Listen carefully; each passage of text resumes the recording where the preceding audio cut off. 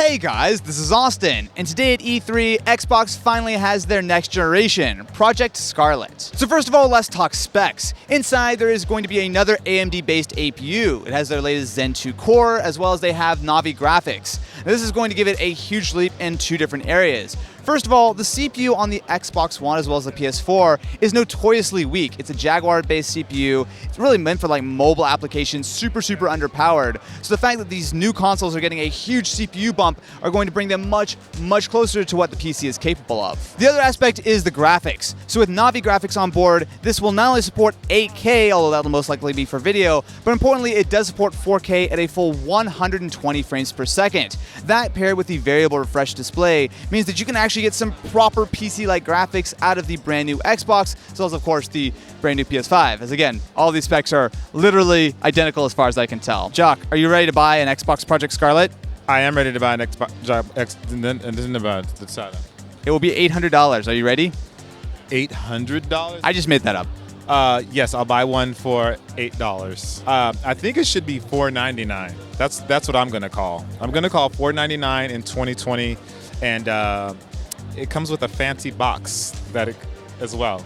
So you get an Xbox, some might say.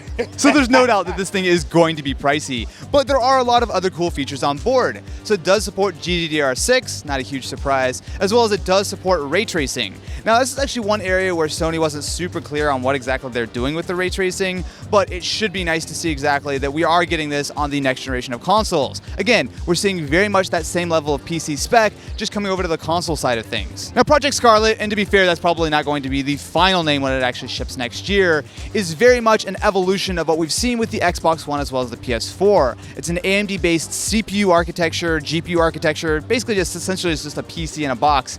But the cool part about this one is that we're actually seeing a huge leap on both fronts. Last time we had good graphics, but the CPUs really let it down. And something else that has let the current generation of consoles down is the storage. So right now we have hard drives across the board. However, both the PS5 as well as Project Scarlett will ship with an SSD. This is probably the second biggest thing behind the CPU jump, in that not only are load times going to be significantly shorter, but on top of that, we're going to be able to see bigger, wider worlds that can load very quickly, right? Real question. Yeah. How much is the next gen Xbox going to cost? I'm gonna go with $500. $500. All right. I can get behind that. No, for real though, $500 sounds about It'll be right. competitive. Yeah, because PlayStation's probably gonna be $600, if not higher. I feel like they're going to be the same spec and probably the same price. I don't know. To me, these two consoles feel incredibly similar. I think Xbox is more willing to take the loss for the sake of competition. Well, another thing they did announce is that this new Xbox is 4 times more powerful than the Xbox One X. And as far as gameplay goes, we did get to take a look at Halo Infinite, which will be a launch title for the brand new Xbox Scarlett. Now, I've got to say that this looked awesome, right? I mean, simple things like the depth of field was incredibly high quality, the textures were so detailed, and the fact that this is going to be a launch title means that I'm excited, man. It's finally time for a new gen of consoles. In fact, I actually have, literally my very first E3 was actually when they announced the Xbox One. So I feel like it's a full circle kind of thing. Hi. It's like the highlight, hello, Starbucks nearby. You're ready for this right now. I always place an order at the end of the Xbox press conference, and then I go and everything's ready. Hi. That's the end of my story. So how much do you think the Xbox Scarlett will cost? I thought you were gonna ask me how much was the Mac Pro. Wrong. That was last week. Come on, get with it. I think probably like 700, maybe? Do you think? You can't make it too high, but you can, I don't know. Is that too much? My guess is probably somewhere between 400 to 600, probably leaning toward 500 to 600. Okay. Yeah, I think that's fair. They also talked a lot about cloud gaming and how this is going to impact Scarlett. So on top of their xCloud service, which they've talked about in the past, it's very similar to something like PlayStation Now, where you can stream Xbox games pretty much anywhere. On top of that, you actually don't even have to necessarily pay Microsoft for it, because if you already have an Xbox One, you can use that to stream no matter where you are.